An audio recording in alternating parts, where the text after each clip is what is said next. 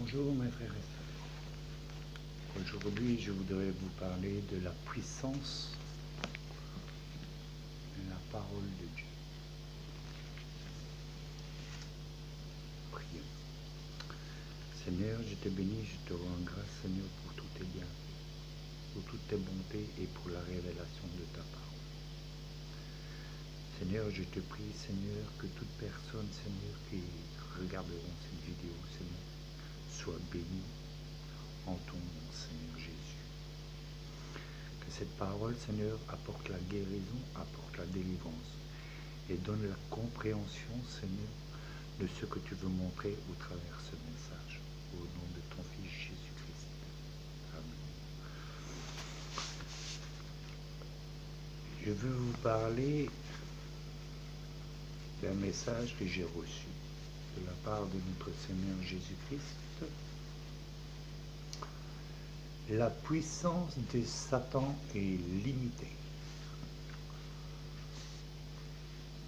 J'ai béni le Seigneur parce que au travers ce message que Dieu m'a donné, j'ai eu beaucoup de délivrance, j'ai eu beaucoup de guérison parce que j'ai cru en sa parole et parce que Dieu m'a vraiment montré que Satan était limité dans tout le pouvoir qu'il pouvait avoir. Dieu a le pouvoir au-dessus de tout. Jésus est mort à la croix pour nous autres, pour nos péchés. Par sa meurtrissure, nous avons été guéris.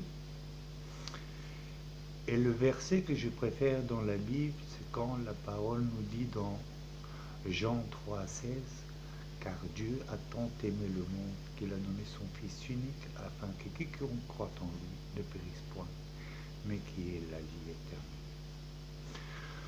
Donc je veux rentrer dans le thème « La puissance de Satan est limitée ».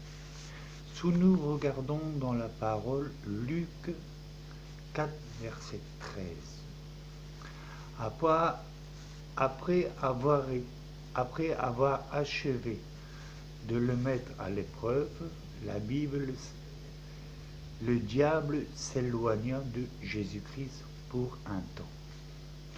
Dans ce verset, nous voyons que Satan, après avoir épuisé tout son arsenal de tentation contre Jésus, s'est finalement retiré.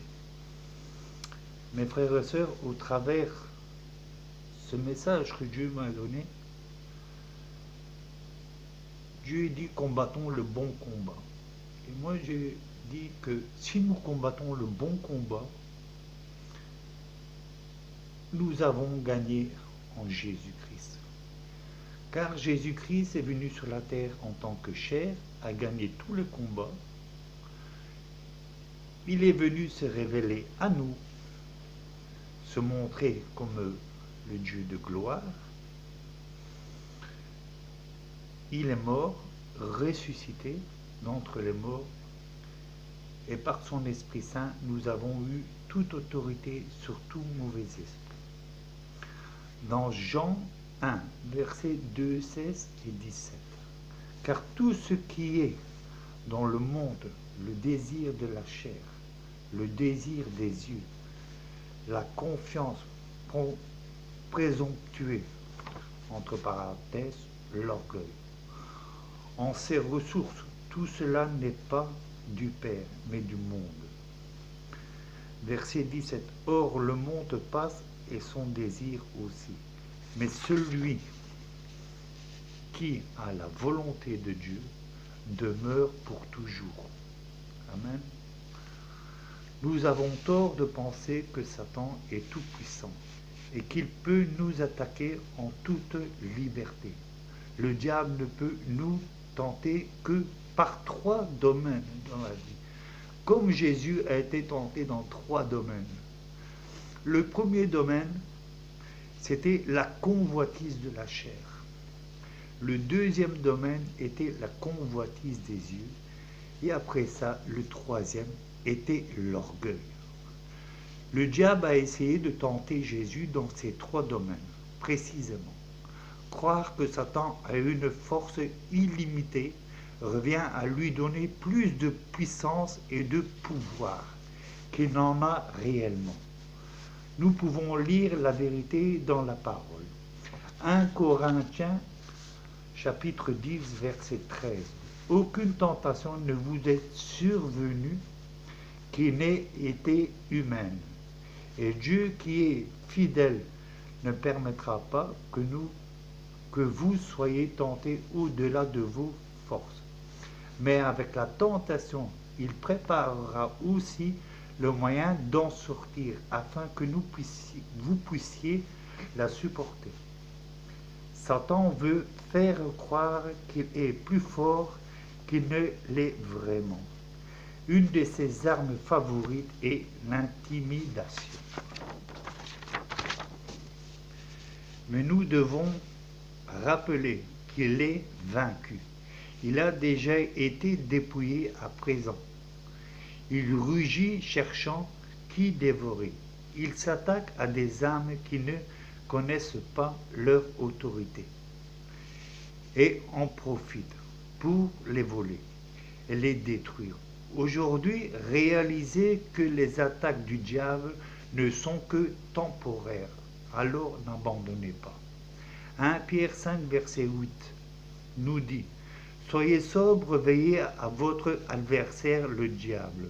Il rôde comme un lion rugissant, cherchant qui il va dévorer. » Galates 6, verset 9.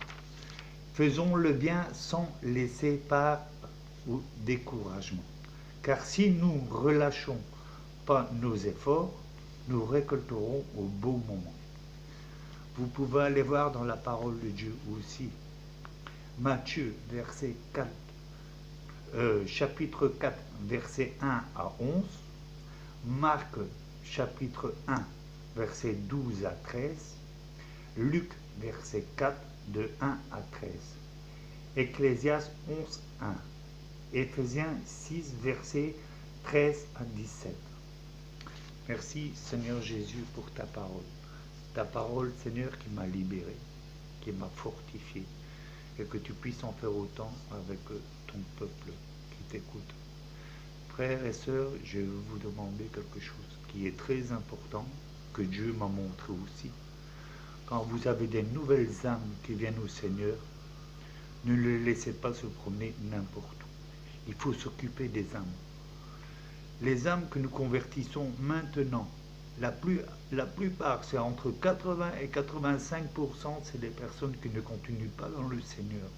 Parce que c'est des personnes qui n'ont pas la chance que d'autres chrétiens s'en occupent. Si vous gagnez des âmes, ne cherchez pas à gagner des milliers d'âmes. Gagnez une âme, 2 âmes ou 3 âmes. Mais en sachant que vous allez vous en occuper jusqu'au bout, ces âmes-là vont gagner des autres âmes. Ces âmes-là vont gagner des autres âmes.